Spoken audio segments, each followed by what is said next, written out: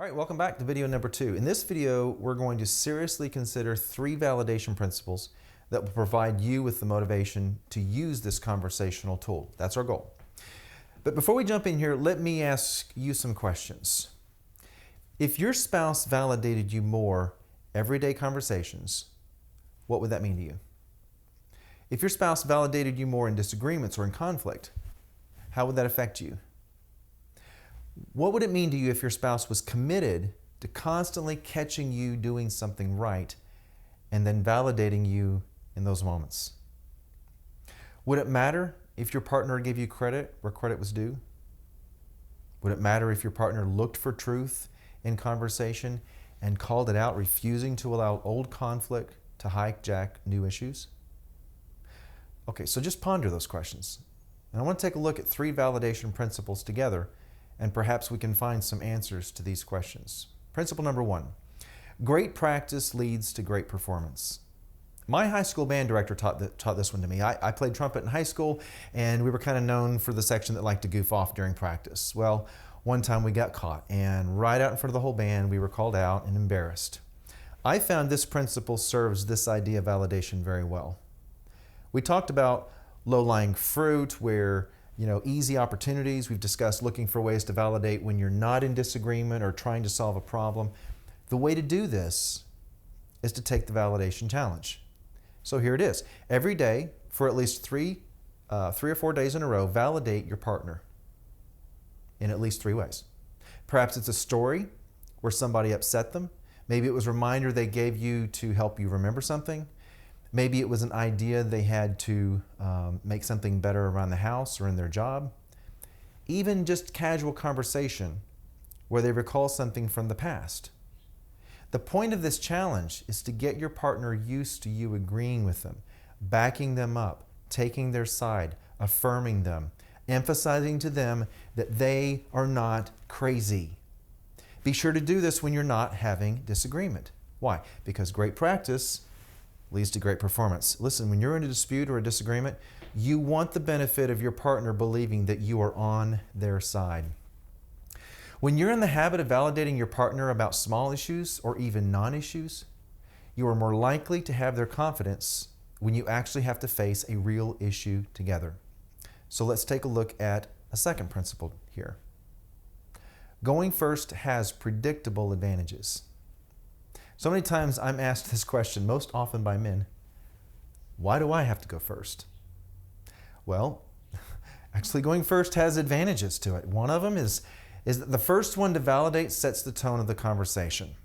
This is especially helpful in a disagreement. Setting the tone establishes the unspoken rules. If a conversation starts off yelling, that's an unspoken rule. If a conversation starts off labeling, that's an unspoken rule. If it starts off negative, unspoken rule. But if you first set a tone with validation, just like you've been practicing when you're not in conflict, your disagreements will be less aggressive and more productive. So validation, it sets the tone for the person who goes first. Let me share another advantage. The first one to validate is the first one to demonstrate a caring attitude in a conversation. Validation actually says a lot of things that you do want to communicate during an argument. I don't want to fight with you. I'm interested in how you feel. You bring something of value that I want to hear. This conversation is going to end well. I mean, you probably had no idea validation said so much, but it does. All right, let me give you one final validation advantage for the person that goes first. The person to care is the person to understand. First person to care, first person to understand. People don't have the capacity to care for more than one thing at a time. I mean, have you ever been in an argument and something came up that was an emergency-ish and you said, I just can't deal with that right now? Because you can't. You can only deal with one thing at a time. So in a conversation, the person that gains understanding first is the one that sets their needs aside and they say, your needs come first. Now, these are just a handful of advantages that come with choosing to go first in terms of validation. Essentially, the person who validates first controls the effectiveness of the conversation, not the conversation, but it gives both parties opportunity for mutual expression. If you've made a validation priority in your relationship, you would discover other advantages that would lead to more fulfilling marriage. I guarantee it. All right, one more validation principle I want to share with you here. Principle number 3. The goal of validation is understanding, not agreement. Keep in mind these principles work better when they're used simultaneously. You limit the effectiveness of validation if you leave one of these principles out. So before we get to number 3, let's review again. Number 1, great practice leads to great performance. Remember, practice validation outside of conflict.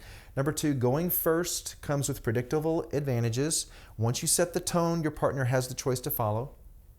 And now let's look at this whole idea of the goal about being understanding, not agreement. This is one of the biggest reasons no one wants to go first. This is what people tell me. If I validate my partner, they're going to think that I agree with them, that I'm the problem.